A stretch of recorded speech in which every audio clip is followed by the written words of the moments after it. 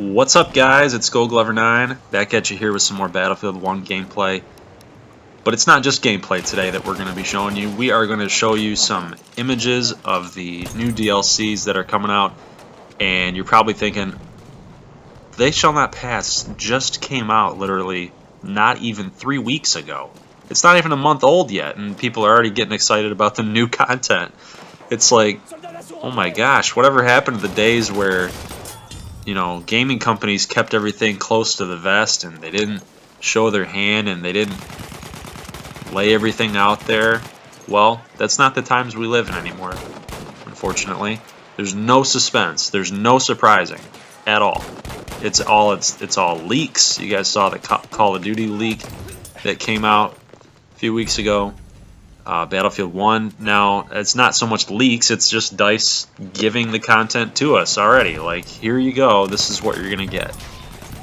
And what are we going to get? We're going to get 3 new DLCs, of which are called In the Name of the Tsar, Turning Tides, and Apocalypse. And I'll put those images up here on the screen in just a moment. But yeah, we're not even done with They Shall Not Pass. We haven't even scratched the surface on everything that this DLC is going to give us. We got zombies to solve. We got Up, the movie, the balloons on Verdun Heights thing to figure out. Maybe does that have something to do with the zombies? I don't know. I really don't know. Maybe it's just DICE and EA just screwing with us, but still.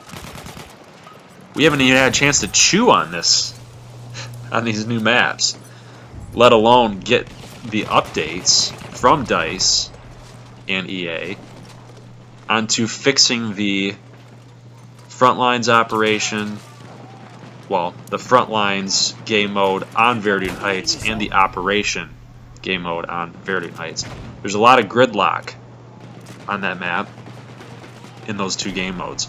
So I'm not sure what the strategy was behind why DICE is just giving all this content to us, and as you guys can see up on the screen, we've got In the Name of the Tsar here, and I'll just post these up here right now and just show you guys, but so you guys can look at them. But we'll go over it and talk about what each DLC has in store. But next up, we got to talk about the news on the street, on the Battlefield street. They titled it "The Road Ahead" for Battlefield. And I'll just read you guys this. It's never been a more exciting time to play Battlefield 1. Maybe, I don't know. We're thrilled with your overwhelmingly positive feedback on Battlefield 1. They Shall Not Pass. I don't know about that either. A lot of hard work has gone into it, so we're glad. That's true. Yeah, a lot of hard work did come out of it, because you didn't give us a release date until the week before. We're devoted to bringing you the best gaming experience of Battlefield 1. Yeah, well, you better be. Alright, so we go down and we start talking about platoons. So they're introducing a thing called platoons. And I'm not sure how this is really game-changing in any element, in any way. I mean, you've already got your squads. You can pretty much lock your squad before any random kid shows up. If you're waiting on your buddy to join, you know, yeah, I mean, if you're the party leader, you can kick them out. And maybe that's part of it. Maybe part of it is that a lot of the feedback was initially the players wanted themselves to be in control of the party or in the squad from the get-go. But a workaround around that is just simply just create a new squad and you will be the party leader. Maybe it's a simple fact that you're locked in as the party leader, the squad leader, and that won't change. Maybe that's a part of it. Maybe they'll introduce some kind of squad or platoon based objectives or side missions or that kind of thing, where you get specific points and rewards for being #1 and the best platoon, those type of things. Next up, they talk about in-game improvements and tweaks to operations. We already talked about that a little bit. And a part of that is that they're going to be having monthly updates. So instead of coming out with one big giant update in 1 month, they're basically going to split that big giant update into several months. So, and they specifically talk about,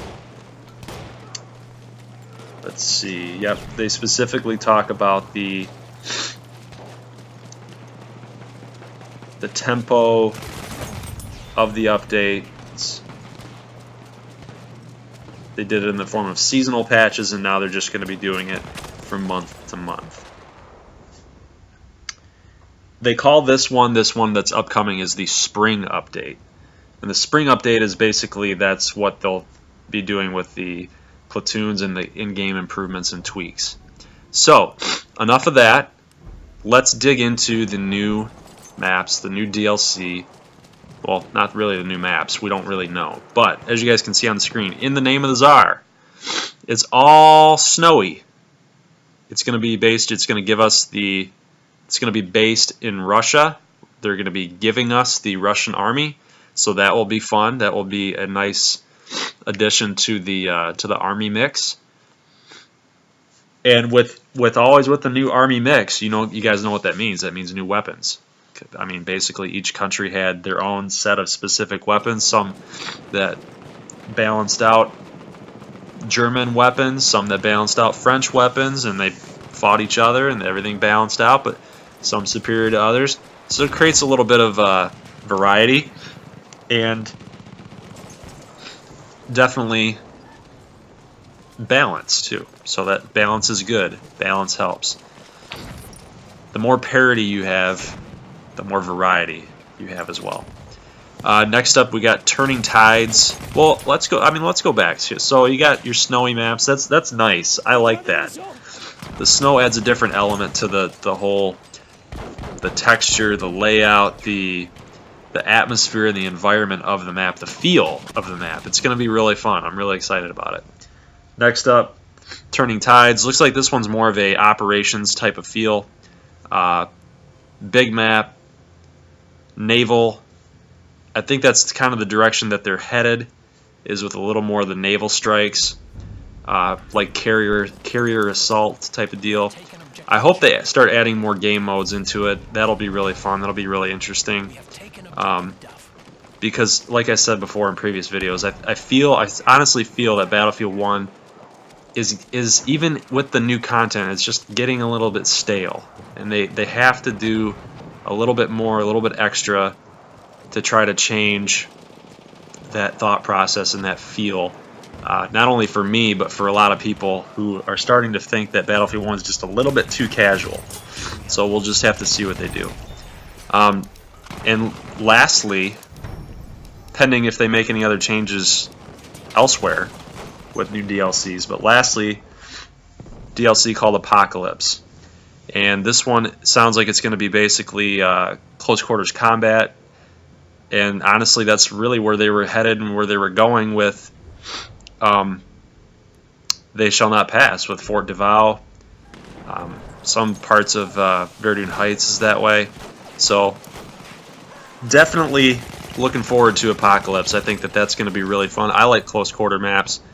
Not everybody else does, but I think it just gets the adrenaline pumping. And why are you playing a shooter without the adrenaline pumping, right? So excited for the changes. Hopefully it changes the feel, the atmosphere, the environment of Battlefield 1. Getting a little too casual for my liking, but hey, to each his own, right? It's the quote of the video. Alright guys, appreciate it. Appreciate you stopping by. We'll definitely have more information to come in the coming days, coming weeks, knowing Battlefield and DICE, maybe a couple months regarding this, right? No, just kidding. Stay tuned. I got some more Battlefield 1 gameplay, maybe some guides and tips on maps, and and guns. So stay tuned for those. In the meantime, stay frosty. Leave a like if you liked it. If you like it, you love it, and you want more of it, you know what to do. Give me a little subscribe. Alright, I'll talk to you guys later. Peace.